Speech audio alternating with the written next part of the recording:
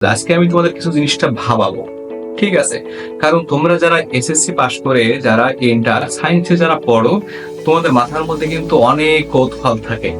আমি আজকে তোমাদের এই কৌতূহলগুলো কিছুটা এই ডাউট সলভ করার জন্য আমি কিছু সাজেস্ট করব বা কিছু বলতে চাবো আজকে, যেন তোমাদের মাথায় যে কৌতূহল যেটা আছে সেটা যেন কিছুটা তোমাদের এখানে একটু উপশম হয়। আচ্ছা তোমরা বলো তো, তোমরা যখন 9-10 যখন সায়েন্সে তোমরা যখন এখানকে পড়তে, ঠিক আছে, বায়োলজি বই কয়টা ছিল?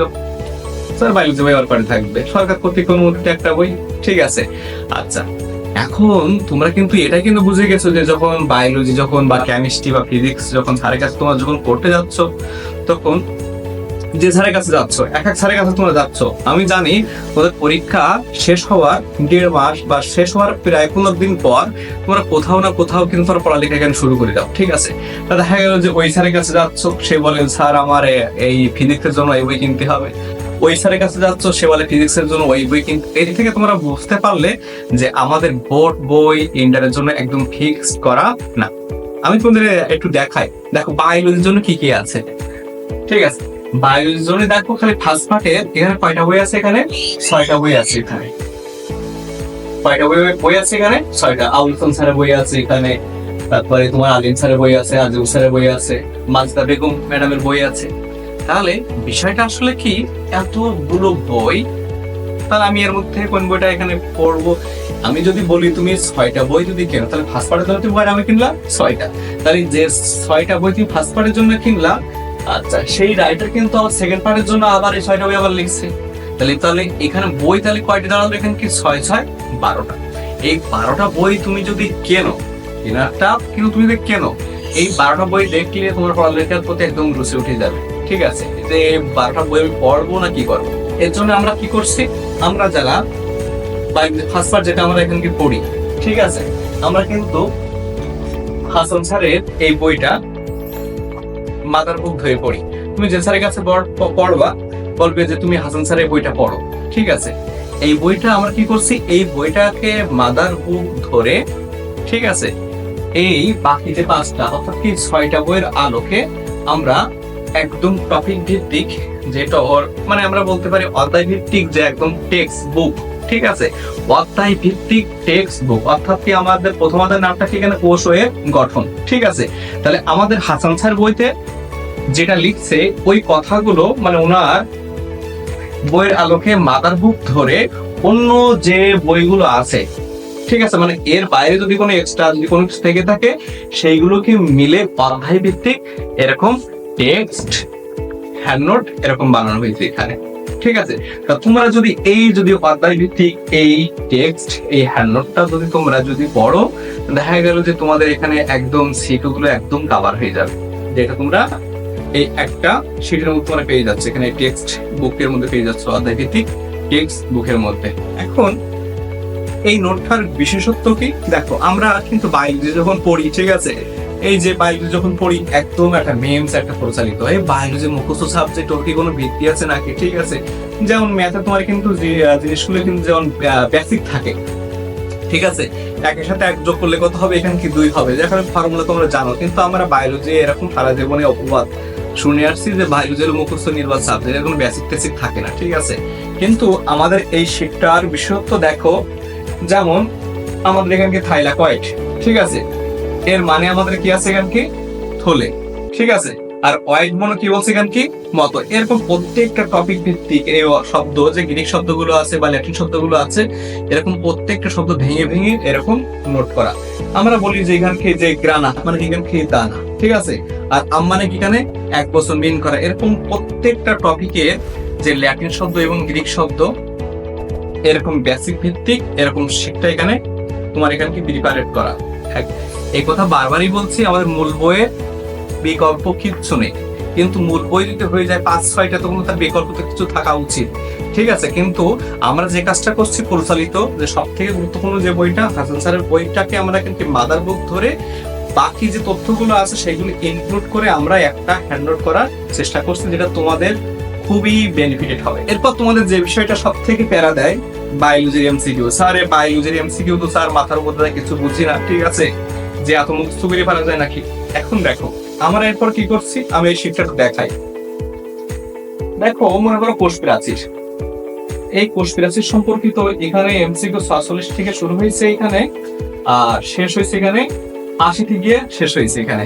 অর্থাৎ বিষয়টা কি, টপিক ভিত্তিক এমসিকিউ। আমি যে কোষ প্রাচীর কথা বললাম, তাহলে এই কোষ প্রাচীরের এই টপিকের মধ্যে বোর্ডের যে কোশ্চেনগুলো আছে সেখানে ইনক্লুড করা আছে। তারপরে কি আমাদের বিভিন্ন প্রতিযোগিতামূলক যে পরীক্ষা অ্যাডমিশন, সেই কোশ্চেনগুলো মানে কোষ প্রাচীরের উপর যতগুলো বোর্ডে বলি বা অ্যাডমিশনের যে কোশ্চেনগুলো সেখানে ইনক্লুড করা। শুধু তাই না, মেডিকেলের যে কোশ্চেনগুলো আছে সেখানে কোষ প্রাচীরের উপরে সেগুলো ইনক্লুড করা। ইভেন আমরা যে 6টা যে বইয়ের নাম বললাম, ঠিক আছে, এদের পিছে প্রত্যেকটা এখানে কি এমসিকিউ আছে, সেই এমসিকিউ গুলো ইনক্লুড করা। অর্থাৎ কি এই যে তথ্যগুলো কোষ প্রাচীরের যতগুলো কোশ্চেন হইতে পারে সব কোশ্চেন গুলো ওর মধ্যে ইনক্লুড করা। তুমি যদি এরকম টপিক ভিত্তিক যদি এমসিকিউ পড়ে যাও, তাহলে দেখা গেল যে তুমি ভালো একটা, কিন্তু সবার থেকে একটু আগে থাকবে এখানে। কোষ প্রাচীর বলতে আমরা কোষ প্রাচীরের উপরে তো আমরা কথা বলছিলাম না, যে কোষ প্রাচীরের উপর কতগুলো কোশ্চেন হতে পারে। তোমার বোর্ড কোশ্চেন হতে পারে, অ্যাডমিশন হতে পারে, তারপরে এখানে কি মেডিকেলের যে কোশ্চেন, ইভেন 6টা বইয়ের পিছনে যে কোশ্চেন গুলো আছে সবগুলো এখানে ইনক্লুড করা। তাহলে এরকম টপিক ভিত্তিক এমসিকিউ তোমাদের সাহায্যে পড়াটা দেবে, পরবর্তী সেই টপিকের উপর তুমি যদি এমসিকিউ কভার করে যাও, তাহলে দিন শেষে তুমি লাভবান হবে। এখানে তুমি সবার থেকে যোজন তুমি এখানে আগিয়ে থাকবে। এবার আমাদের সব থেকে ইন্টারেস্টিং একটা পার্ট, এত বড় একখান বই, ঠিক আছে, এই যে এত একখান বড় একখান বই, ঠিক আছে, এর কোথা থেকে শুরু করবে প্রথম একটা অধ্যায়ে, প্রথম পত্রের প্রথম অধ্যায়ের কথা বলি, যে এই যে একখান বই, ঠিক আছে, এর কোথা থেকে শুরু করবো আর কোথায় শেষ করবো, এই কোনগুলো পড়া সব থেকে আমার উচিত, কোন টপিকগুলো আমার গুরুত্ব দেওয়া সব থেকে উচিত, এটা আমরা বুঝি না। ঠিক আছে, তার জন্য আমাদের কি করা হয়েছে, বোর্ড কোশ্চেন অ্যানালাইসিস। আমি তোমাদের একটু নমুনা দেখাই। এই দেখো, বোর্ড কোশ্চেন অ্যানালাইসিস। আমরা কোন টপিকগুলো পড়বো, যেমন বোর্ড কোশ্চেন অ্যানালাইসিস বলতে কি, আমি যদি 10টা বছর বা 6টা বছরের যদি বা 10টা বছরের যদি আমি রেফারেন্স দিই যে কোন কোশ্চেন গুলো প্রথম পত্রে প্রথম অধ্যায় থেকে সব থেকে বেশি আসছে, তাহলে দেখা গেল যে এই কোশ্চেন গুলো যেটা বেশি আসছে, তাহলে তুমি নিজে থেকে কিন্তু এখানে পণ্ডিত হয়ে গেলা যে আমি বুঝতে পারছি আমার এই টপিকগুলো এখানে পড়া উচিত এবং ওই টপিকে কি কি পড়া উচিত। আমি যদি বলি, দেখো এখানে টোটাল 11 বছরের একটা রেফারেন্স আছে, যেখানে আমাদের কোষ প্রাচীর কোষ ঝিল্লি, এখানে এই কোশ্চেনটা 11 বছরের মধ্যে 6 বার আসছে এখানে। তারপরে আমাদের রাইবোজোম আছে এখানে কি 2 বার, গোলগি বস্তু আছে এখানে কি 2 বার, লাইসোজোম আছে এখানে কি 1 বার, মাইটোকন্ড্রিয়া আছে এখানে কি 4 বার, প্লাস্টিড আছে কয়বার এখানে 9 বার। তারপরে এখানে কি ডিএনএ সম্পর্কিত আছে কতবার, এখানে কি 11 বার। তুমি বুঝতে পারছো, আমি এই অধ্যায় থেকে যদি আমার একটা সিনটু এখানে লিখতে হবে, তাহলে আমি মাস্ট বি আমি এখানে কি যে প্লাস্টিড এবং এখানে কি ডিএনএ, ঠিক আছে, এবং কি কোষ প্রাচীর এবং কি হচ্ছে এই টপিকগুলো আমি মাস্ট বি আমার এখান থেকে পড়তে হবে। এখন দেখা গেল যে তোমাদের একটু ভেঙে বলি, তাহলে একটা টপিকের কিন্তু বিভিন্ন প্রকার এখানে কোশ্চেন থাকে। যে আমি যদি বলি এখানে কি মাইটোকন্ড্রিয়া, তাহলে মাইটোকন্ড্রিয়া চিত্র আসে 3 মার্কের, ওর গঠন আসে 4 মার্কের, ওর কাজও আসতে পারে 2 মার্কের, তাহলে কি কি আসে। তাহলে দেখো আমি যদি বলি যে তাহলে আমার এখানে কোষ প্রাচীর কি পড়তে হবে, তাহলে কোষ প্রাচীরের কি পড়তে হবে, এখানে গঠন পড়তে হবে। আবার কোষ ঝিল্লির কি পড়তে হবে, এখানে কি ফ্লুইড মোজাইক মডেল পড়তে হবে। রাইবোজোমের শুধু কি আসে, গঠন আসে। তারপরে গোলগি বস্তু শুধু কি আসে, শুধু কাজটাই আসে, আর কিছু আসে না, একটু গঠনটাও আসে। হ্যাঁ, আর লাইসোমের কি শুধুমাত্র কাজ, লাইসোমের কি শুধুমাত্র কাজ। এখন যদি লাইসোমের গঠন বড়, তাহলে দেখা নো নিট, ঠিক আছে, এটা। তাহলে এরকম তোমাদের কি আছে এখানে, আমাদের বোর্ড কোশ্চেন অ্যানালাইসিস আছে। আরো একটা তোমাদের এখানে কাজ করছি, যে সেটা আমি অলরেডি বের করে ফেলছি, ঠিক আছে, যে আমাদের মাইটোকন্ড্রিয়াটা কতভাবে চাইতে পারে, বোর্ডে বিভিন্ন ভাবে চায় না, সেটাও আমরা অলরেডি বের করে ফেলছি। এইটাও তোমরা এখানে পাওয়া, যেটা কোথাও তোমাদের দেবে না, নাকি দেবে না, বুঝছো। দেখো এবার আমাদের যারা ইন্টার যারা আমরা পড়ি, সব থেকে বেশি ধরা খাই কোথায়, ক এবং খতে, ঠিক আছে। কারণ কি আমরা বইটা ফলো করি, মাদার্স যে বুকটা আছে সেটা আমরা ফলো করি, কিন্তু দেখা গেল যে ওই মাদার্স বা যে মূল যে বইটা আছে সেই বইটা যখন আমরা ফলো করি, আমাদের কিন্তু ওখানে বলি দেওয়া নেই, কদাগের এটা খদাগের, জ্ঞানমূলক এবং অনুধাবন। তো তোমাদের নিরাশ হওয়ার কিচ্ছু নেই, এখানে আমাদের আছে দেখো যে এসব রুটস অফ বায়োলজি, ঠিক আছে, এই যে আছে এখানে জ্ঞানমূলক, সব জ্ঞানমূলক চলতেছে এখানে। আচ্ছা এখান থেকে দেখাই, এই যে জ্ঞানমূলক শেষ হওয়ার পর এখানে কি আছে, এখানে অনুধাবন, ঠিক আছে। এবার এখানে অনুধাবন আছে, ফার্স্ট অনুধাবন এই 26টা অনুধাবন আছে, আর জ্ঞানমূলক কয়টা আছে এখানে, 34টা। এখন এই আমার সৃজনশীল আসলে কিন্তু একটা, সেখানে আমাদের জ্ঞানমূলক অ্যান্সার করতে হবে একটা, অনুধাবন অ্যান্সার করতে হবে এখানে একটা। তাহলে আমাদের এখন কি আছে, এই যে জ্ঞানমূলক এবং যে অনুধাবন গুলো আছে এদের সবথেকে গুরুত্বপূর্ণ টপিক গুলো আবার এখানে ইনক্লুড করা। শুধু তাই না, ওই প্রথম পত্রের প্রথম অধ্যায়ের আমাদের যে গুরুত্বপূর্ণ তথ্যগুলো আছে এখানে আবার এই ইনক্লুড করা, এখানে ইনক্লুড করা আছে এই গুরুত্বপূর্ণ সব তথ্যগুলো, সব গুরুত্বপূর্ণ তথ্যগুলো, এই গুরুত্বপূর্ণ তথ্যগুলো সব এখানে ইনক্লুড করা। এখন দেখো যে নামকরণ, যে আবিষ্কারগুলো সব এক পেজের মধ্যে দেবা, তারপরে যে অঙ্গাণুগুলো যে বিশেষ যে নামকরণ গুলো সেটাও আর এক পেজে দেবা। তারপর আমাদের এখানে কি আছে, যে সংখ্যা ভিত্তিক যে তথ্য, এই সংখ্যা ভিত্তিক তথ্যগুলো এক জায়গায় দেবা। তারপরে এই যে প্রকারভেদ এবং যে উদাহরণগুলো এই আবার একই জায়গায় সবগুলো এখানে ইনক্লুড করে দেওয়া। তোমরা এইগুলো যদি ফলো করো তাহলে তোমাদের বায়োলজিতে খুব সুন্দর একটা রেজাল্ট হওয়া সম্ভব। তাহলে আমরা কয়টি জিনিস পাইলাম, প্রত্যেকটা অধ্যায়ের জন্য তোমাদের এখানে অধ্যায় ভিত্তিক টেক্সট বুক একটা পাইলাম, এবার জ্ঞানমূলক অনুধাবনের জন্য এখানে কি শীট, ঠিক আছে, এমসিকিউর মাস্টার বুক এবং কি বোর্ড কোয়েশ্চেন অ্যানালাইসিস। আর সবথেকে গুরুত্বপূর্ণ আরেকটা টপিক থাকতেছে এখানে, যেটা আমাদের এখানে কি মেডিকেলে দাগানো বই। তাহলে তুমি কি পাইলা এখানে, যে একটা অধ্যায়ের জন্য তুমি এখানে 5টা এখানে ম্যাটেরিয়ালস পাইলা, ঠিক আছে, যেটা তোমরা ভেবে দেখতে পারো যেটা অন্য কোনো কোচিং এ তোমাদের বা কোনো ব্যাচে এখনো অন্তত তোমাদের দেবে না। রুটস অফ বায়োলজিতে কিন্তু প্রতি ব্যাচে স্টুডেন্ট সংখ্যা থাকে সর্বোচ্চ 12 জন। আমাদের রুমটা এমন ভাবে ডেকোরেট করা যেটা চাইলে আমরা অধিক স্টুডেন্ট বসাতে পারি, কিন্তু এখানে একটা ভালো একটা পরিবেশ। আগে তো পরিবেশ যদি খারাপ থাকে তাহলে দেখা গেল যে পড়ালেখার মন মানসিকতা থাকে না।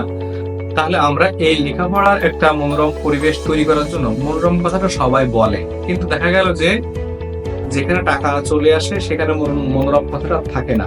তাই এই ভালো পরিবেশ রাখার জন্য আমরা প্রতি ব্যাচে সর্বোচ্চ এখানে 12 জন স্টুডেন্ট ইনক্লুড করা হয়। একদম প্রাইম ব্যাচ 12 জন করে এখানে আমরা স্টুডেন্ট পড়ি, ঠিক আছে। আর তোমরা রুমটা ডেকোরেশন বা বিভিন্ন যে ফ্যাসিলিটিস এটা তোমরা দেখলে বুঝতে পারবা। আর আমরা যেটা চেষ্টা করছি যে একদম লাইফ সায়েন্স মানে খাতা কলমে এবং প্র্যাকটিক্যালে ধরে ধরে পড়ানোর জন্য আমাদের দেখো এখানে কঙ্কাল আছে, ওই পাশে আমরা চেষ্টা করছি যে কিছু কিছু এখানে ইনস্ট্রুমেন্ট আনার জন্য, ঠিক আছে, যেখানে বিভিন্ন প্রাণী আছে, অনুবীক্ষণ যন্ত্র তো এমনি থাকে, সবার থাকে, ঠিক আছে। এগুলো আমরা ধরে ধরে তোমাদের দেখাবো ইনশাল্লাহ এবং তোমাদের ভালো একটা প্রিপারেশন হবে। আর একটা কথা যে আমরা যে টপিকগুলো একটা সপ্তাহে পড়ি, আমাদের সপ্তাহে দেখা গেল যে শনি সোম বুধ বা রবি মঙ্গল বৃহস্পতি আমরা 3 দিন করে পড়ি, ঠিক আছে। কিন্তু দেখা গেল যে আমি প্রথম পত্রের প্রথম অধ্যায় আমি প্রথম যদি বলি কোষপ্রাচীর পড়লাম, কোষঝিল্লি পড়লাম, মাইটোকন্ড্রিয়া পড়লাম বা আরেকটা যে প্লাস্টিক পড়লাম, এক সপ্তাহে আমি 4টা টপিক এখানে পড়লাম। আমাদের কি করা হয়, ওই 4টা টপিকের উপর পরবর্তীতে একদম ফিক্সড তুমি যখন পড়তে আসবা একদম এসএসসি পরীক্ষা পর্যন্ত আগ পর্যন্ত একদম তোমার পার্মানেন্ট একটা ডেট ফিক্সড করা থাকে যে ওই টাইমটা তুমি একদম বোর্ড স্ট্যান্ডার্ড একদম তুমি এক্সাম দিবা। হ্যাঁ, কি এক্সাম দিবা, যে টপিকগুলো আমরা সপ্তাহের মধ্যে শেষ করব, ওই সপ্তাহের মধ্যে যে কোশ্চেনগুলো আমরা শেষ করব ওই কোশ্চেনগুলো তোমার এখানে কি এমসিকিউ পরীক্ষা থাকে। এখানে যদি বলো স্যার সিকিউ পরীক্ষা নেন না, সিকিউটা কি, যেটা আমি তোমার পড়াবো, যে 1 ঘন্টা আমরা পড়াই তার মধ্যে আমরা দেখা গেল যে তোমার যে টপিকগুলো আমি তোমার পড়ালাম তার নেক্সট দিন তার এখানে প্রথমে তোমার লেখা থাকে অন্তত 15 থেকে 20 মিনিট, আবার নতুন করে পড়ানো আবার শুরু হয়। প্রথম থেকে তুমি যদি একটা প্রপারলি একটা গাইডলাইন যদি পাও, ঠিক আছে, 40 জনের ব্যাচে 30 জনের ব্যাচে তুমি গা ভাসাবা, তোমার দিন চলে যাবে। কারণ কি, এসএসসি সিলেবাস যদি হয় এইটুকু বা একটা বিন্দু পানি, তাহলে মনে করবা ইন্টারের তোমার এখানে সিলেবাস একটা সাগর, যেটা তোমরা অলরেডি এই 2 মাসের বা 1 মাসের ব্যবধানে তোমরা এটা বুঝতে পারছো বইটা সাইজ থেকে। আর কথা বাড়ালাম না, বেস্ট অফ লাক।